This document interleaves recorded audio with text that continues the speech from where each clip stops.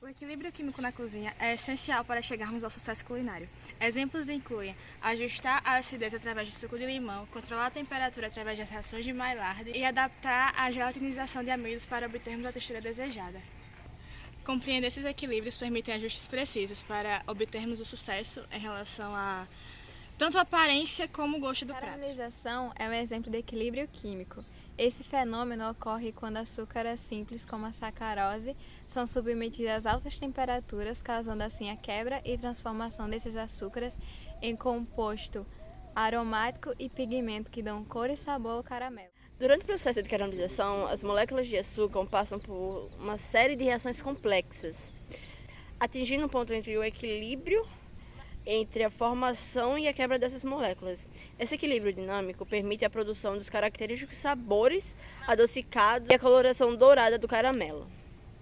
Embora a caramelização envolva uma sequência de reações químicas, é importante notar que esse processo é diferente de um equilíbrio químico tradicional, pois não envolve uma reversão completa das moléculas formada durante a reação. A gelatinização de amido é um processo durante o cozimento em que os grânulos de amido absorvem água, incham e liberam amilose e amilopectina, formando uma substância gelatinosa. Embora não seja uma reação química no sentido clássico, envolve um equilíbrio entre a estrutura molecular de amido e a água. São divididos em 3 processos. Primeiro, a absorção de água, onde os grânulos de amido absorvem água durante o aquecimento.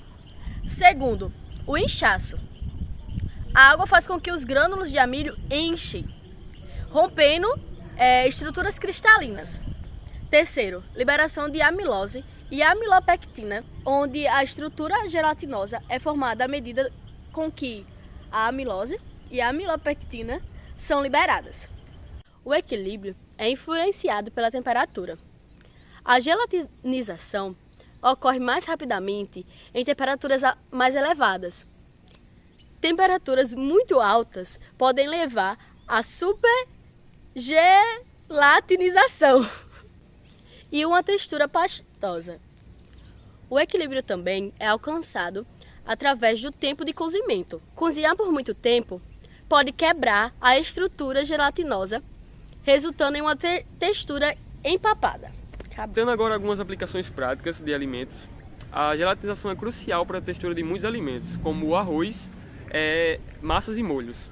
O ponto de gelatinização afeta a consistência final desses pratos. Amidos modificados. Alguns alimentos processados usam amidos modificados para controlar a gelatinização e obter texturas específicas. Ao entender o equilíbrio envolvido na gelatinização de amidos, os chefes podem ajustar variáveis como temperatura e tempo.